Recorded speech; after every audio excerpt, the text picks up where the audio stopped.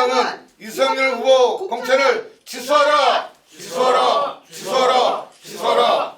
이성윤 후보는 세월호 적폐 수사 정지고 사퇴하라! 사퇴하라! 사퇴하라! 사퇴하라!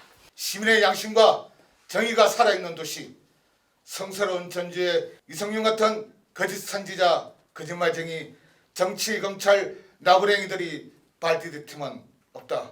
지금 10주기에 세월호 유가족들은 전국을 도보 행진을 2월 26일부터 3월 16일까지 전국을 도보 행진했습니다. 그리고 3월 5일 이곳 전주를 무려 10km 가까운 거리를 우리 시민들과 함께 행진을 했습니다. 그때 들었던 깃발이 이 깃발입니다.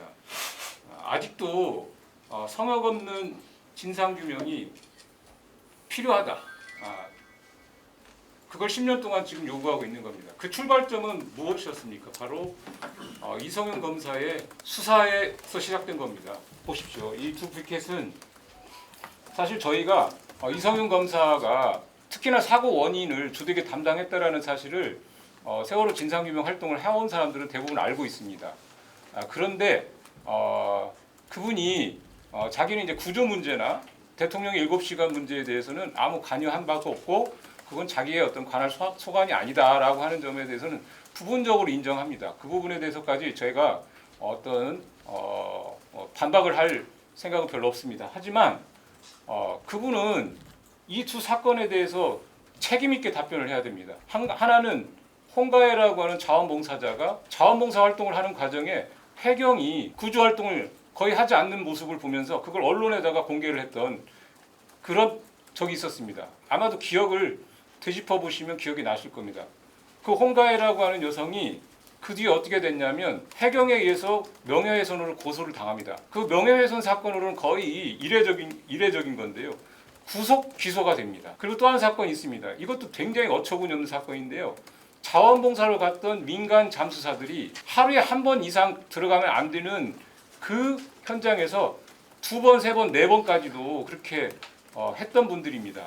네, 그분들 중에 한 분이 그런 악조건 속에서 불행하게도 사망하는 사건이 있었습니다. 그 사망 사건의 책임을 당연히 묻게 되는데 그 책임을 현장을 지휘했던 국가기구인 해경에게는 전혀 묻지 않았고 누구에게 물었냐면 동료 민간 잠수사에게 물었습니다. 이 사건 또한 누가 담당했냐면 바로 목포지청장이었던 이성윤 감사가 담당했습니다. 이건 굉장히 충격적인 일입니다.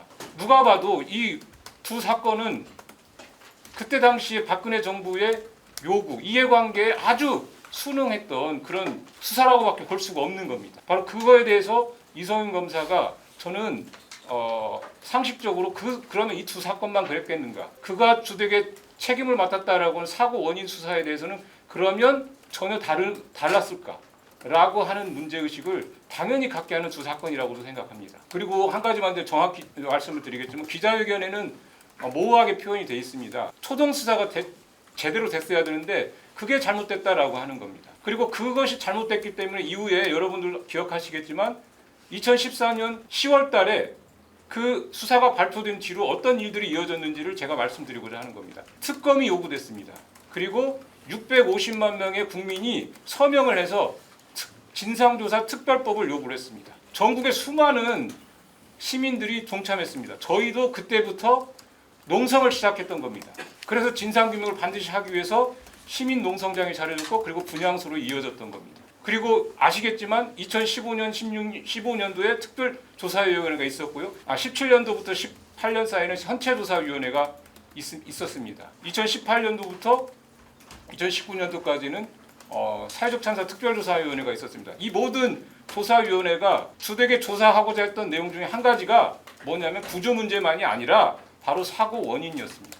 전혀 의문이 풀리지 않았기 때문입니다. 왜 그랬나 하면 그 사고 당시에 여러분들도 잘 되짚어보시면 기억이 나실 겁니다. 쿵 하는 소리가 들렸고 그걸 증언하는 사람들이 생존자들이 다수였습니다. 그리고 심지어는 그 선생님 한 분은 배 바깥으로 튕겨져 나갔다고 할 정도로 굉장히 빠른 속도로 배가 회전했다라고 하는 사실을 기억하실 겁니다. 이러한 문제들이 있었는데도 이 수사는 전혀 이런 어떤 조사를 하지 않았습니다. 그걸 완전히 배격을 했던 거죠. 그것이 바로 수사 방향의 문제였던 겁니다. 그리고 여러분들도 잘 아시겠지만 그와 동시에 누구에게 집중이 됐습니까? 유병헌 일가와 선사의 비리 문제로 집중이 됐던 겁니다. 이성윤 검사는 이렇게 얘기한 겁니다. 사고 원인은 자신이 했고 구조 문제는 광주지검이 했다. 그리고 제가 아까 말씀드렸지만 유병헌 일가 비리 수사는 그 둘 다 하지 않았습니다. 누가 했냐면 인천지검이 했거든요. 근데 이 세 사건들이 이 사안들이 전혀 무관하게 이루어졌다라고 생각하는 분들은 아마 아무도 없을 겁니다. 그것들이 바로 수사 방향과 연결이 될 수밖에 없었고 바로 사고 원인은 처음부터 그렇게 무리하게 어떤 마치 정해진 듯이 이루어진 거고요. 그리고 그 뒤에 선체조사위원회와 사회적 참사 특별조사위원회에서 사고 원인의 어떤 조사는 바로 그 이성윤 검사가 발표했던 그 수사 결과를 반박하는 내용들이 대다수입니다. 그런데 이런 문제들에 대해서 이성윤 검사는 전혀 인정하거나 반성하거나 사과하고 있지 않습니다.